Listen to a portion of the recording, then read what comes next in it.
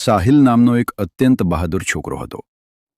એકવાર જંગલમાં શિકાર દરમિયાન તેણે પોતાની જાનની પરવા કર્યા વગર રાજાનો જીવ બચાવ્યો. રાજા તેની બહાદુરીથી ખૂબ પ્રસન્ન થયા અને ભેટ સ્વરૂપે તેને એક અમૂલ્ય હીરો આપ્યો. સાહિલ હરખાઈને હીરો લઈ પોતાના ગામ પાછો ફર્યો. તેનું ગામ કબાડીઓનું હતું. સાહિલે હીરો વેચવા માટે ગામના વેપારીઓને બતાવ્યો, પરંતુ અજ્ઞાની કબાડીઓ તે હીરાની કિંમત સમજી શક્યા નહીં. તેમણે તેને સામાન્ય કાચનો ટુકડો ગણીને કચરાના ભાવે લેવાની વાત કરી.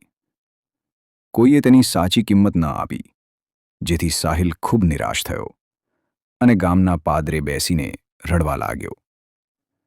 તે જ સમયે ત્યાંથી એક મોટો ઝવેરી વેપારી પસાર થઈ રહ્યો હતો.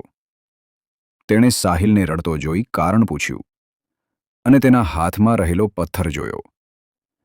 હીરો જોતા જ વેપારી આશ્ચર્યચકિત થઈ ગયો. તેણે તરત જ સાહિલને તેની સાચી કિંમત સમજાવી અને મોં માગ્યા દામ આપી હીરો ખરીદી લીધો.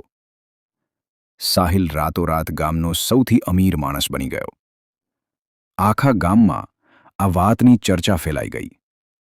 ગામના કબાડીઓને પોતાની મૂર્ખામી પર પસ્તાવો થયો.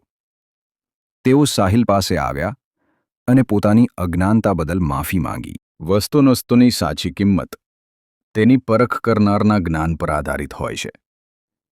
હીરાની પરખ માત્ર ઝવેરી જ કરી શકે છે, કબાડી નહીં.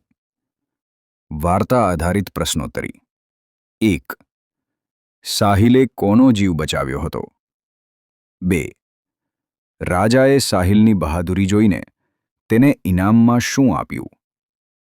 3. સાહિલના ગામના લોકો કયો વ્યવસાય કરતા હતા? 4.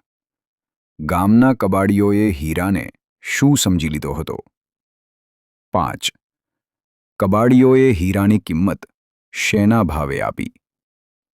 6. નિરાશ થઈને સાહિલ ક્યાં બેસીને રડવા લાગ્યો? 7.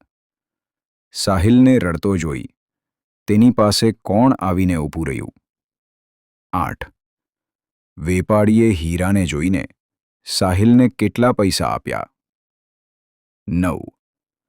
હીરો વેચ્યા પછી સાહિલ આખા ગામમાં કેવો માણસ બની ગયો? 10. ગામના કબાડીઓએ સાહિલ પાસે આવીને શા માટે માફી માગી?